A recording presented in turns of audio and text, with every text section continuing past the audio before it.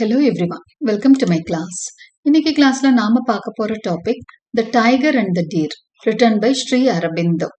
இது first PG ஸ்டூடெண்ட்ஸ்க்கு Indian writing in இங்கிலீஷ்ல ப்ரிஸ்கிரைப் பண்ணப்பட்டிருக்க ஒரு topic. Before we get in to the class, a kind request, நம்ம சேனல் இன்னும் சப்ஸ்கிரைப் பண்ணலைன்னா சப்ஸ்கிரைப் பண்ணுங்க, உங்க ஃப்ரெண்ட்ஸ்க்கும் ஷேர் பண்ணுங்க, சஜஸ்ட் பண்ணுங்க. Thank you. So, The Tiger and the Deer is a poem by Sri Aurobindo. Sri Aurobindo was born, his full name is Aurobindo Ghose, and he was born on 15th August 1872 and he died on 5th December 1950. Okay, he was an Indian philosopher, yogi, maharishi, poet, educationalist and Indian nationalist. Writers பார்த்தீங்கன்னா அந்த ஃபீல்டில் தான் வேறு வேறு multi டேலண்டடாக இருப்பாங்க. S A, கிரிட்டிக்கா, எஸ்ஏயிஸ்டா, novelist அப்படின்னு இருப்பாங்க. ஆனால் இவர் பாருங்க இன்னுமே வித்தியாசமா, he's a philosopher, Yogi. Okay, ஒரு சன்னியாசி, ஒரு என்ன சொல்றது, ஒரு மாங்க் மாதிரி வாழ்ந்தவர் இவர். மகரிஷி, பொயட், எஜுகேஷனலிஸ்டா இருந்திருக்காரு, இந்தியன் நேஷனலிஸ்ட், அதாவது இண்டிபெண்டன்ஸ்க்காகவும் ஃபைட் பண்ணியிருக்காரு. ஸோ இந்த மாதிரி ரொம்பவே வித்தியாசமான ஒரு போய்ட்டு தான் நம்ம Sri Aurobindo. He joined the Indian movement for independence from British colonial rule and until 1910 he was one of its influential leaders and then became a spiritual reformer. So நம்மளுக்கு ஸ்ரீ அரபிந்தோ அப்படின்னா இன்னைக்கு ஒரு பெரிய ஸ்பிரிச்சுவல் ரிஃபார்மராக தான் தெரியும். உங்களுக்கு தெரியும், பாண்டிச்சேரியில அந்த அரபிந்தாசிரமம் அப்படின்னு சொல்லுவாங்க, இல்லைன்னா ஆரோவில் அப்படின்னு கேள்விப்பட்டிருப்பேங்க. ஸோ இதெல்லாம் வந்து ரிலேட்டட் டு ஸ்ரீ அரபிந்தோ தான். ஸோ அவரோடது தான் அதெல்லாம். அதனால இவர் ஆனா ஆரம்பத்துல எப்படி இருந்தாரு அப்படின்னு சொன்னா, he studied in England. இங்கிலாந்துல படிச்சுட்டு வந்தோன்னா அவர் என்ன பண்றாரு, அந்த அப்போ இருந்த லீடர்ஸோட சேர்ந்து he was against colonial rule, British colonial ரூலை அகற்றணுன்றதுக்காக போராடுறாரு. ஸோ he was அந்த டைம்ல 1910 எல்லாம் பார்த்தீங்கன்னா he was one of its influential leaders, அதாவது இந்த இண்டிபெண்டன்ஸ்க்கான ஃபைட் பண்ண இன்ஃப்ளூயன்ஷியல் லீடர்ஸ்ல இவரும் ஒருத்தராக தான் இருந்தாரு. And then only he became a spiritual reformer. அதுக்கப்புறம் தான் ஆன்மீக தேடல் அவருக்குள்ள வருது. ஆக்சுவலா ஜெயில தான் அவருக்கு அந்த ஸ்பிரிச்சுவல் இதே வருது அப்படின்னு சொல்றாங்க. ரொம்பவே ஸ்பிரிச்சுவலா மாறுறது இன் ஒன் ஆஃப் ஹிஸ் அந்த இதுல தான் one of his period in jail. Okay, at Pondicherry Sri Aurobindo developed spiritual practice he called integral yoga. So பாண்டிச்சேரிக்கு அதுக்கப்புறம் தான் வந்து அவர் வந்து அந்த ஸ்பிரிச்சுவல் பிராக்டிஸ் ஒன்று ஆரம்பிக்கிறாரு. அதை வந்து அவர் எப்படி கூப்பிடுறாருன்னா இன்டெக்ரல் யோகா அப்படின்னு சொல்றாரு. இன் 1926 with the help of a spiritual collaborator Mirra Alfaza, referred to as the mother, Sri Aurobindo Ashram was founded. So நீங்க அங்க அரபிந்தோ ஆசிரம் போறவங்கன்னா தெரியும், மதர் பத்தியும் நிறைய பேர் பேசுவாங்க. ஸோ மதரோட ஃபுல் நேம் வந்து மிர்ரா அல்ஃபாசா. ஸோ இவங்களோட சேர்ந்து தான் அரபிந்த ஆசிரமம் வந்து he founded in the year 1926. Okay. Sri Aurobindo was nominated twice for the Nobel Prize without it being awarded, in 1943 for the Nobel Award in Literature and in 1950 for the Nobel Award in Peace. அவர் பார்த்தீங்க அப்படின்னு சொன்னா 2 times Nobel பிரைஸ்க்காக அவரோட பேர் வந்து nominate பண்ணப்பட்டது, but Nobel கிடைக்கல அவருக்கு. எதுக்காக அப்படின்னு சொன்னா 1943ல லிட்ரேச்சருக்கான நோபல் பிரைஸும் 1950ல பீஸ் பிரைஸ்க்கான நோபலும் வந்து அவருக்காக இது நாமினேட் பண்ணாங்க, but he did not get it. Okay, his main literary works or அவரோட மெயின் லிட்டரரி ஒர்க்ஸ் பாருங்க, லைஃப் ஆஃப் த டிவைன் அப்படின்னு சொல்லி ஒரு ஒர்க்கு, இது அவரோட ஒரு முக்கியமான ஒரு literary piece. அடுத்ததா which deals with the philosophical aspect of integral yoga. The life of the divine வந்து அவர் முக்கியமான ஒர்க்னாலும் அது லிட்ரரியா இல்லை, இட் இஸ் philosophical aspectா இருக்கு. யோகா பத்தி தான் அது அதிகமா பேசுது. சிந்தசிஸ் ஆஃப் யோகான்னு இன்னொரு ஒர்க், அதுவும் யோகா பத்தி தான், இன்டெக்ரல் யோகா பத்தி தான் அதுவும் அதிகமா டீல் பண்ணுது. ஓகே, ஸோ இது ரெண்டுமே யோகா பத்திய 2 ஒர்க்ஸ் ரொம்பவே ஃபேமஸ். அதே மாதிரி ரெனைசன்ஸ் ஆஃப் இந்தியா எழுதுனது தான் ரொம்பவே ஃபேமஸ். அதுக்கப்புறம் சாவித்ரி, எ லிஜெண்ட் அண்ட் அ சிம்பல், இது வந்து ஒரு எபிக் போமா எழுதியிருக்கிறார். ஓகே, சாவித்ரி நமக்கு ஸ்டோரி தெரியும் இல்லையா? ஸோ அந்த சாவித்ரி ஸ்டோரியும் அவர் ரீப்ரொடியூஸ் பண்ணியிருக்காரு. It's a legend and a symbol, and Epic poem. அது வந்து சாவித்ரி, எ லிஜெண்ட் அண்ட் அ சிம்பல்னு ஒரு போம் எழுதியிருக்காரு. So these are some of his best known works. So this is about Sri Aurobindo. Now let us get into the text. Tiger and the deer text read பண்ணிட்டு நான் வந்து உங்களுக்கு அதுக்கான மீனிங் சொல்லிட்டு then I'll get into the summary. So I have also given a summary in this episode. So இந்த டைட்டில்லே உங்களுக்கு புரிஞ்சிருக்கும். It is about tiger and deer. இயர் டைகர்ல it is about tiger and deer. ஒரு ஒரு காட்டிலேயே 2 எக்ஸ்ட்ரீமான விலங்குகள். ஒன்று வந்து ரொம்ப பயந்த பிராணி, எது டீர். ஒரு சின்ன சத்தம் கேட்டாலுமே அப்படியே மிரண்டு பார்க்கும். இன்னொன்று எதை கண்டும் அசையாத ஒரு மிருகம், புலி இல்லையா, டைகர். ரொம்ப ஸ்ட்ராங்கான ஒரு ஒரு எப்படி மெஜஸ்டிக்கான ஒரு அனிமல் தான் வந்து டைகர். ஸோ இது 2 பத்தியும் தான் இன்னைக்கு ஒரு கம்பேரிஷன்றதை விட just read the poem. Okay, அது என்ன பண்ணியிருக்காருன்னு பார்க்கலாம். Brilliant, crouching, slouching, what kept through the green heart of the forest. வந்து டைகரை டிஸ்கிரைப் பண்றாரு. அது வந்து ஹண்ட் பண்ண போறப்போ எப்படி பண்ணுமா, ரொம்ப ப்ரில்லியண்டா போகும். நீங்க இந்த டிஸ்கவரி சேனல் மாதிரி எல்லாம் வாட்ச் பண்ணியிருந்தீங்கன்னா சொல்லும், தெரிஞ்சிருக்கும் உங்களுக்கேவும். எந்த ஒரு இந்த ஹண்டிங் அனிமலும் பார்த்தீங்கன்னா டைரக்டா போயெல்லாம் வேகமா ஓடி போயெல்லாம் அட்டாக் பண்ணாது. அப்படியே மறைஞ்சு நின்று அப்படியேவும் அந்த ப்ரேயை கொஞ்ச நேரம் வாட்ச் பண்ணி அப்படியே க்ரௌச் பண்ணி அப்படியே மெதுவா மூவ் பண்ணி ஒரு சில இடத்துல பதுங்கி பாயும்னு சொல்லுவாங்களே அந்த மாதிரி. அதை தான் வந்து brilliant, crouching, slouching, what crept through the green heart of the forest. இது அப்படியே creep பண்ணி போகுது மெதுவா, அப்படியே அசைஞ்சு அசைஞ்சு அந்த green heart of the forest. ஃபாரஸ்டோட சென்டர் பார்ட்ல, அந்த ஹார்ட் பார்ட்ல தான் இந்த அனிமல்ஸ் எல்லாம் நம்ம பார்க்க முடியும்ன்ற மாதிரி சொல்றாரு. Gleaming eyes and mighty chest and soft soundless paws of grandeur and murder. So அதை வர்ணிக்கிறாரு ஒரு டைகரை. கிளீமிங் ஐஸ், அப்படியே ரேடியண்டா க்ளோயிங் ஐஸ். அது நான் பார்த்துருப்போம் இல்லையா, டைகருக்கு லயன்கான ஐஸ் எல்லாம் பார்த்தீங்கன்னா அப்படியே க்ளோ பண்ணிட்டு இருக்கும். அப்படியே எப்படி இருக்கும் அப்படின்னு சொன்னா ஒரு நெருப்பு பிம்பம் மாதிரி க்ளோ ஆயிட்டு இருக்கும். ஸோ கிளீமிங் ஐஸ், மைட்டி செஸ்ட், அது அப்படியே உடம்ப பார்த்தாலே அப்படியே அசந்துடணும். அப்படியே ஒரு மைட்டியா அது நடந்து வந்தாலே அப்படி ஒரு எப்படி இருக்கும், கம்பீரமா இருக்கும்னு சொல்லுவாங்களே அது மாதிரி. Mighty chest and soft soundless paws. சரி, இவ்வளோ மைட்டியா இருக்கு, கிளீமிங். அப்போ டம் டம்னா வரும், இல்லை இல்லை மெதுவா வரும். ஆனா அந்த பாதங்கள் வந்து சவுண்ட்லெஸ் பாஸா. இவ்வளோ மைட்டியான ஒரு அனிமல் தான், but it has a soft and soundless paws. அதுக்கேற்ற மாதிரி நடை இல்லை பார்த்தீங்களா. ஏன் soundless paws? Only then it can attack its enemy, attack its prey. பாஸ்னா என்ன, பாதங்கள். ஓகே, அதோட பாதங்கள் எப்படி இருக்குமா, சவுண்ட்லெஸ்ஸா, சத்தமே கேட்காதான். அது நடந்து வந்தா சத்தமே கேட்காது, அதிர்வே இருக்காது. அப்போ என்ன பண்ணாது, விக்டிம்க்கு, அந்த ப்ரே அனிமலுக்கு அது வர்றதே தெரியாது. Of grandeur and murder. அப்போ இது வந்து 2 எக்ஸ்ட்ரீமும் அந்த அனிமல்ட்ட அவர் பார்க்குறாரு. கிராண்டுவர் இருக்கு, ரொம்ப பிரம்மாண்டம் இருக்கு.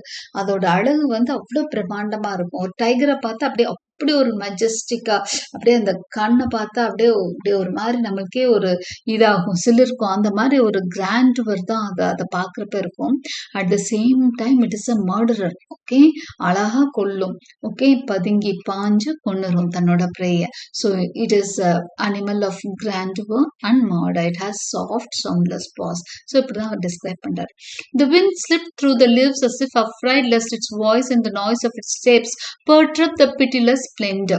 அந்த விண்டு கூட அந்த காட்டுக்குள்ள வீசுற அந்த காற்று என்னமோ பயப்படுமா. அது வந்து ஜஸ்ட் ஒரு எக்ஸாகரேஷன் தான். ஏன்னா அதோட வாய்ஸ், ஏன்னா விண்டுக்கு ஒரு வாய்ஸ் இருக்கும்ல, அது அந்த சத்தம், அது வந்து இதோட இந்த ஸ்பிளெண்டரை பாதிக்க கூடாது. ஏன்னா இது அப்படியே மறைஞ்சு நின்று அனிமலை தாக்க போகுது. அப்போ இந்த காத்து பயந்துக்குமா, ஐயோ நம்ம ஏதாவது ரொம்ப வீசி சத்தம் கொடுத்துட போறோம், கோபம் வந்துட போகுது. அதோட நாய்ஸ் ஆஃப் இட் ஸ்டெப்ஸ், அது வந்து அமைதியா நடந்து அப்படியே பதுங்கி பாய ரெடியா இருக்கு. இப்போ போய் நம்ம போய் வீசினோம்னா அதுக்கு டிஸ்டர்ப் ஆயிடும், அது கோபம் வந்துரும்ன்றதுனால அந்த லீவ்ஸ் வழியா அது அப்படியே மெதுவா ஸ்லிப் ஆகுமா. இதுதான் விண்ட், சத்தம் இல்லாம தான் மூவ் ஆகுமா. ஓகே, ஸோ அப்படி டிஸ்கிரைப் பண்றாரு. Then hardly daring to breathe, அப்படியே மூச்சு விடாம சத்தமே இல்லாம. But the great beast crouched and crept and crept and crouched, lost and noiseless, fatal. Hardly daring to breathe, மூச்சு கூட அது விடுதான்னு தெரியாதான், அவ்வளோ சத்தம் இல்லாம போகும். அப்படியே கால் அப்படியே பார்த்தீங்கன்னா அந்த ஹண்டிங் டைம்ல நம்ம பார்த்துருக்கலாம். ஓகே, அந்த கால் எடுத்து வைக்கிறது அப்படி மெதுவா எடுத்து வைக்கும் அது. பட் த கிரேட் பீஸ்ட், ஆனா அப்படிப்பட்ட ஒரு கிரேட் பீஸ்ட் எப்படி போகுதாம், கிரௌச்ட் அண்ட் கிரெப்ட், அப்படியே பதுங்கி மெதுவா அப்படியே நகர்ந்து நகர்ந்து நகர்ந்து அப்படியே கடைசியா லாஸ்ட் டைம் நாய்ஸ்லெஸ்ஸா தான் இருக்கு, ஆனா ஃபேட்டலா இருக்கு. ஃபேட்டல்னா என்ன, மரநாடி. அவ்வளோ பதுங்கி மெல்லமா தயங்கி வர்ற மாதிரி அப்படியே வந்து அப்படியே நாய்ஸ்லெஸ்ஸா, சத்தமே இல்லதான் அதோட பாயும் அந்த வேகம், ஆனா ஃபேட்டலாம், ஆனா மரநாடி கொடுத்துருமா. Okay, till suddenly death leaped on the beautiful wild deer as it drank unsuspecting at the great pool in the forest coolness and shadow. சரி, அது ஃபேட்டல் யார் மேல, அதோட அந்த மரநாடி யார் மேல விழுகுதான், ஒரு டீர் மேல. அது என்ன பண்ணிட்டு இருக்கு, அந்த பியூட்டிஃபுல் வைல்ட் டீர் அது மேலதான் டெத் வர போகுது, அந்த வைல்டு டீர் மேல. till suddenly death leaped on the beautiful wild deer as it drank unsuspecting. அது பாட்டுக்கு சந்தேகமே இல்லாம நிம்மதியா அந்த ஃபாரஸ்டோட கூல்னஸ்ல அந்த கிரேட் அந்த பூல்ல இருந்து it was drinking water. Okay, அந்த பெரிய அந்த குளத்துல இருந்து அது தண்ணிய அழகா குடிச்சிட்டு இருக்கு. அந்த கூல்னஸ்ல அந்த அந்த ஷேடோ விழுகும் இல்லையா, அந்த மரங்களோட ஷேடோ அடர்ந்து அந்த இடத்துல அது பாட்டுக்கு அன்சஸ்பெக்ட், எந்த சத்தமும் இல்ல, ஒரு பயமும் இல்லைன்னு அது குடிச்சிட்டு இருக்கு. அப்பதான் இது பாயுது. And it fell and torn died remembering its mate left soul in the deep woodland. அப்படியேவும் ஒரே அடிதான் விழுந்துருச்சு. எது விழுந்துருச்சு, டீர் விழுந்துருச்சு. ஃபேட்டல் அடி, மரண அடி. டான் அப்படியே அதை கிழிச்சு போட்டுருச்சு. இட் டைட், அந்த டீர் வந்து இறந்து போச்சு. ரிமெம்பரிங், அது சாகுறப்ப அது என்ன பண்ணுச்சாம், remembering its mate left sole in the deep woodland. அது தன்னோட மேட்னா ஒய்ஃபாவோ இல்லைன்னா ஹஸ்பண்டாவோ, அது மேலா இருந்தா வந்து ஒய்ஃப, அது ஃபீமேலா இருந்தா ஹஸ்பண்டா. ஸோ தன்னோட மேட் அப்படிங்கிறப்போ தன்னோட பேரை பத்தி நினைச்சிட்டு அது செத்து போச்சான். இது ஒரு ஒரு அந்த பொய்டிக்கலான ஒரு கற்பனை தான். ஓகே, ஸோ அது சாகுறப்போ தன்னோட மேட் நினைச்சுக்கிட்டே அந்த டீர் வந்து செத்து போச்சான். இந்த deep woodland destroyed the mild harmless beauty by the strong cruel beauty in nature. So destroyed, அழிக்கப்பட்டு விட்டது. எது அழிக்கப்பட்டு விட்டது, the mild harmless beauty. Mild, அது அந்த டீர் வந்து யாருக்கும் எந்த துன்பமும் தரதில்லை இல்லையா, அதனால மைல்டு, ரொம்ப சாஃப்டான ஹார்ம்லெஸ் பியூட்டியா, அது யாருக்குமே எந்த துன்பமும் தரதில்லை இல்லையா, அதனால it is a harmless beauty. ஆனா டைகரும் பியூட்டிஃபுல் தான், மெஜஸ்டிக்லி கிராண்டுவர் பியூட்டிஃபுல்ங்கிறாங்க, ஆனா அதுவும் ஒரு பியூட்டி தான். ஓகே, இது க்ரூவல் பியூட்டி. நம்ம டைகரோட பியூட்டி என்ன beauty, cruel beauty in nature, but the beauty of deer is mild harmless beauty. அது ரெண்டுமே அந்த எக்ஸ்ட்ரீம் கம்பேரிஷன் கொடுத்துக்கிட்டே வர்றாரு ஆரம்பத்துல இருந்து. Okay, but a day may yet come when the tiger crouches and lives no more in the dangerous heart of the forest. அப்புறம் சொல்றாரு, ஆனா ஒரு காலம் வரும், இந்த இந்த அனிமல் பாத்தீங்களா, புலி வந்து ரொம்ப மைட்டியா இருக்கு, ஒரு சாதாரண அப்ராணியான டீரை அடிச்சு கொண்டு சாப்பிட்டு போயிட்டே இருக்கு. ஆனா அந்த டீருக்கும் ஒரு காலம் வரும், இதோட திமிருக்கும் அடங்குறதுக்கும் ஒரு காலம் வரும் அப்படிங்கிறார். இது கிட்டத்தட்ட அவர் வந்து மெட்டஃபார் மாதிரி எடுத்துக்கிறாரு. அதாவது கெட்டவங்களையும் நல்லவங்களையும் சொல்ற மாதிரி இருக்கு. கெட்டவங்க எல்லாம் எவ்வளவு ஆடுனாலும் ஒரு காலம் அழிஞ்சிருவாங்கன்ற மாதிரி சொல்ல வர்றாரு. எப்படி சொல்றாரு அதன்னு பார்க்கலாம். But a day may yet come when the tiger crouches and leaps no more in the dangerous heart of the forest. ஒரு காலம் வரும், அப்பொழுது இந்த டைகர் என்ன பண்ணாது, கிரௌச் பண்ணாது, அதாவது பதுங்கி பாயும் நடவடிக்கையில எல்லாம் ஈடுபடாது. எங்க ஃபாரஸ்டுக்குள்ள அது இந்த மாதிரி வேலைகள் பண்ணாது. ஏன்னா அது இல்லாமலே போயிடுமா, டைகர்ன்ற இனமே அழிஞ்சு போயிடுமா. அப்ப அவர் என்ன சொல்றாரு தெரியுமா, as the mammoth shakes no more the plains of Asia. அதாவது ஏசியால இருந்து ஏசியன் கான்டினென்ட்ல பாத்தீங்கன்னா ஒரு காலத்துல மேமத் டாமினேட் பண்ணுச்சான். நம்ம டைனோசர்ஸ் பத்தி படிச்சிருப்போம் இல்லையா, அது மாதிரி மேமத்தும் ஒரு பெரிய, அதாவது இப்ப இருக்கிற எலிஃபென்ட்லயே ஒரு டபுள் சைஸ். நீங்க பழைய அந்த ஸ்டோன் ஏஜ் மாதிரி அந்த கார்ட்டூன் மூவிஸ் எல்லாம் பார்த்துருந்தீங்கன்னா தெரியும், பெரிய எலிஃபென்ட் பெரிய டஸ்கோட இருக்கும் இல்லையா, அதுதான் மேமத். ஓகே, ஸோ அந்த மேமத்ஸ் எல்லாம் ஒன்ஸ் உயிரோட இந்த இந்த உலகத்துல வலம் வந்த பிராணிகள் தான். ஆனா இன்னைக்கு அதெல்லாம் இல்லை, அதெல்லாம் பயங்கர மைட்டி, டைனாசர்ஸ் பயங்கர மைட்டி. ஆனா அதுங்கெல்லாம் இன்னைக்கு இந்த உலகத்துல இல்லை இல்லையா, எல்லாமே அழிஞ்சு போச்சு. இப்ப ரொம்ப மைட்டியான ரொம்ப கிரேட்ன்னு நினைச்ச விஷயங்கள்லாம் உலகத்துல அழிஞ்சுதானே போகுது. அப்ப அது மாதிரிதான் என்ன ஆயிருமா, டைகரும் ஒரு காலத்துல அழிஞ்சு போயிடுங்கிறாரு. Still then shall the beautiful wild deer drink from the coolness of great pools in the leaves is shadow. அதுக்கப்புறம் என்ன பண்ணுமா, இந்த பியூட்டிஃபுல் வைல்ட் டீர் என்ன பண்ணுமா, அந்த கூலா இருக்கிற அந்த கிரேட் அந்த பூல்ஸ்ல எல்லாம் என்ன பண்ணுமா, ஹாப்பியா வாட்டர் குடிக்கலாம். அந்த லீவ்ஸ் இஸ் ஷேடோ, அந்த மரங்களோட கிளைகள்னால ஏற்படுற ஷேடோ வந்து அந்த கிரேட் பூல்ஸ்ல இருக்கும். அங்க போய் அது வாட்டரை வந்து it may drink without being afraid of being hunted by the tiger. The mighty perish in their might. மைட்டின்னு நம்ம நினைக்கிறோம் இல்லையா, பெரிய பயங்கர பயில்வான்கள் பெரிய ஆளுங்க, இவங்களை ஒண்ணுமே செய்ய முடியாதுன்னு நினைக்கிறோம்ல, அவங்க எல்லாமே அழிஞ்சிருவாங்க அப்படின்னு சொல்றாங்க. The mighty perish in their might அப்படிங்கிறது இது ஒரு அழகான ஒரு phrase தான். The mighty perish in their might. அவர்கள் பலத்தினாலேயே அவங்க அழிஞ்சு போயிடுவாங்க அப்படிங்கிறார். ஏதோ ஒண்ணு அவங்க அழிஞ்சிருவாங்க கண்டிப்பா அப்படின்னு. அவங்க பலமே அவங்களை கொன்றுங்கிறார். The slain survive the slayer.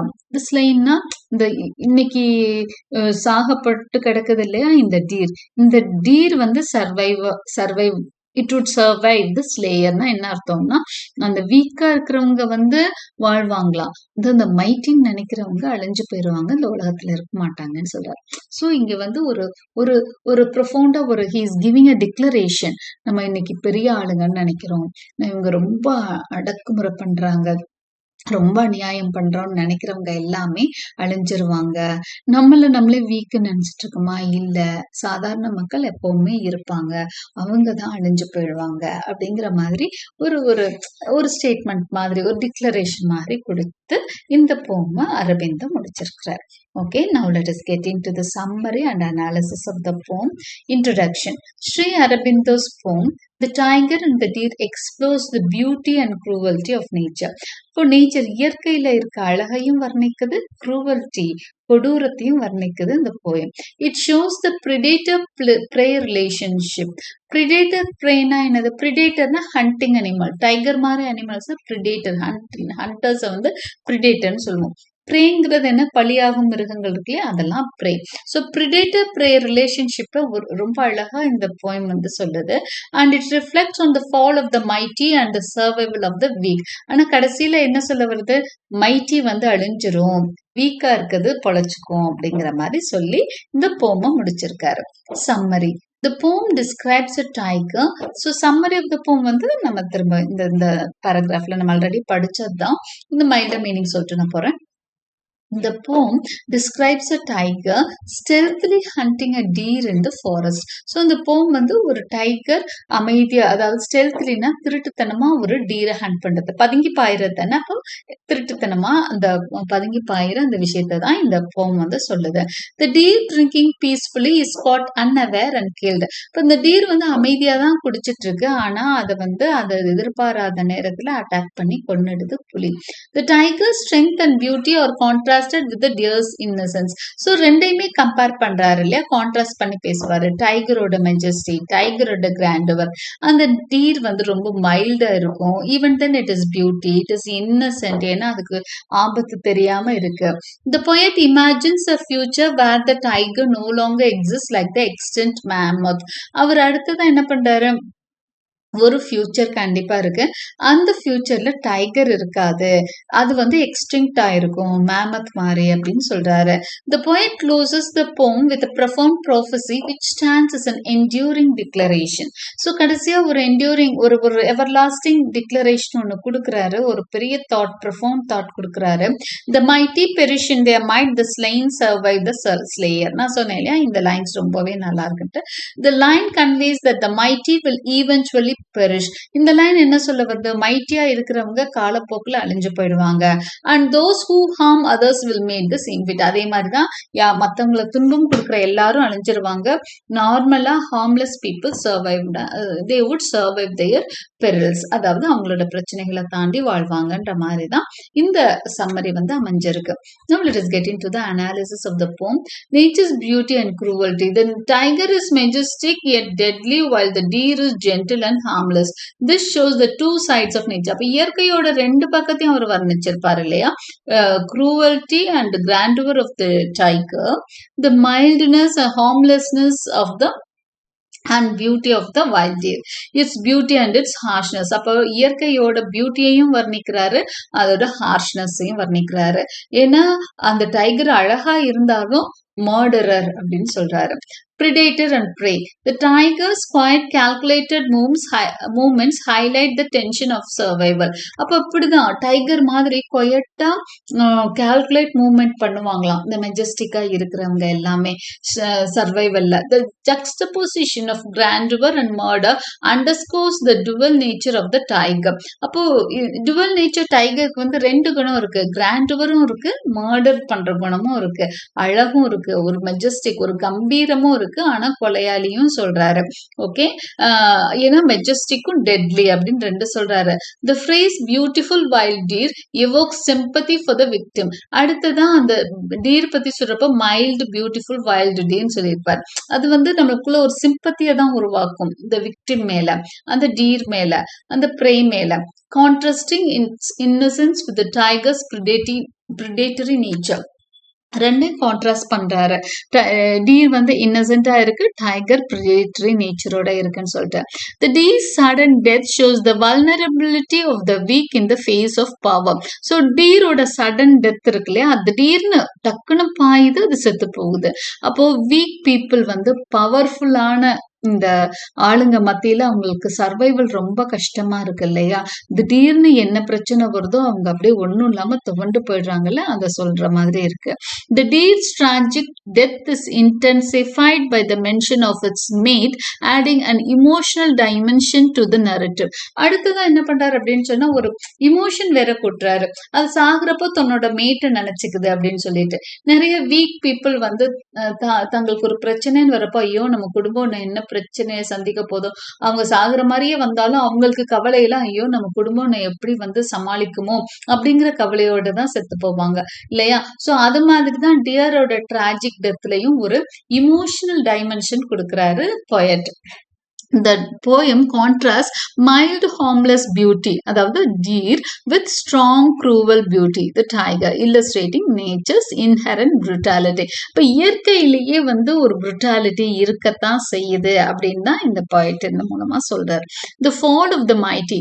The poem reminds us that even the strongest creatures like the tiger or the mammoth can disappear over time.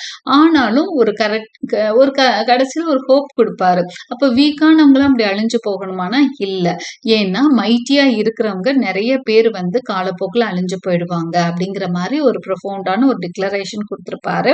Even strongest creatures, mammoth, dinosaur மாதிரி பெரிய டைனாசர் அவர் மென்ஷன் பண்ணிருக்க மாட்டாரு, அவர் சொல்றது மேமத் தான். நான் உங்களுக்கு புரிதலுக்காக தான் டைனாசர் சொல்றேன். ஓகே, மேமத், டைனாசர் மாதிரி அனிமல்ஸ் எல்லாம் என்ன பண்ணுது, காலப்போக்கில் it perishes, it is destroyed by nature itself. நேச்சரே அவங்களை அழிச்சிரும். Power does not last forever. அதனால பவர்ங்கிறது வந்து ரொம்ப காலம் இருப்பதில்லை. The poet draws a parallel to the mammoth and extinct species, suggesting the impermanence of all mighty creatures. So poet வந்து ஒரு parallel கொடுக்கிறாரு, மேமத்தை காமிச்சு என்ன சொல்றாரு, மைட்டி கிரீச்சர்ஸ் எல்லாம் அழிஞ்சிரும் தான். அப்ப அந்த மைட்டி கிரீச்சர்ஸ்ல பவர்ஃபுல்லா டாமினண்டா இருக்க மனுஷங்களையும் தான் சொல்றாரு. The mighty perish in their might அப்படிங்கிறது வந்து a succinct statement about the inevitable fall of powerful entities regardless of their strength. அப்போ இந்த ஸ்டேட்மெண்ட் வந்து அவர் என்ன பண்றாரு அப்படின்னு சொன்னா, இதுதான் இன்எவிட்டபிள், இதை தடுக்க முடியாது. பவர்ஃபுல்லான விஷயங்கள் எல்லாமே எவ்வளோ ஸ்ட்ரென்த் இருந்தாலும் சரி, எவ்வளோ ஸ்ட்ராங்கா இருந்தாலும் சரி, ஒரு கட்டத்துல அழிஞ்சு போகும். நம்மளை சுத்தி நிறைய பார்ப்போம், ஐயோ இவருக்கா இந்த கஷ்டம் அப்படிங்கிற மாதிரி ரொம்ப பவர்ஃபுல்லா இருப்பாங்க, திடீர்னு ஒரு நாள் வந்து ஒன்றும் இல்லாம போயிடுறவங்க எத்தனையோ பேரை நம்ம பார்த்திருப்போம். ரொம்ப ஆடிட்டு இருப்பாங்க, அடுத்த நாள் அவங்க உலகத்திலேயே இருக்க மாட்டாங்க. ஸோ இது எல்லாமே it is under the control of nature. பவர்ங்கிறதெல்லாம் ஒரு விஷயமே கிடையாது, நேச்சர் நினைச்சா ஒரு நிமிஷம் தூக்கி போட்டுரும் அப்படிங்கிற ஒரு ஹோப்பும் இங்க வருது. Conclusion. The Tiger and the Deer is a simple yet deep poem about life and death in nature. So இந்த poem பாத்தீங்கன்னா ஒரு டீப், ஒரு நார்மலான ஒரு சும்மா ஒரு ஃபாரஸ்ட்ல இருக்கிற டைகரின் டீரை பத்திய போமா, அப்படின்னா இல்ல. அப்படி பார்க்க அப்படி தெரியும். But life and death in nature பத்தி அது சாதாரணமா சொல்ற மாரி இருக்கும். But it has profound thoughts inside. It shows how everything in the natural world is connected. The poem is a warning about the loss of powerful creatures and the reminder of the இது தேவையில்ல. Okay. Right. இது வரைக்கும் நம்ம it shows that how everything in the natural world is connected and இந்த last 2 லைன்ஸை கூட இங்கே திரும்பவும் நீங்க சேர்க்கலாம். ஓகே. ஸோ இதோட we conclude this essay, the tiger and the deer. Hope you like my explanation. Like and subscribe for more such videos. Press the bell icon for continuous notifications and thank you for watching.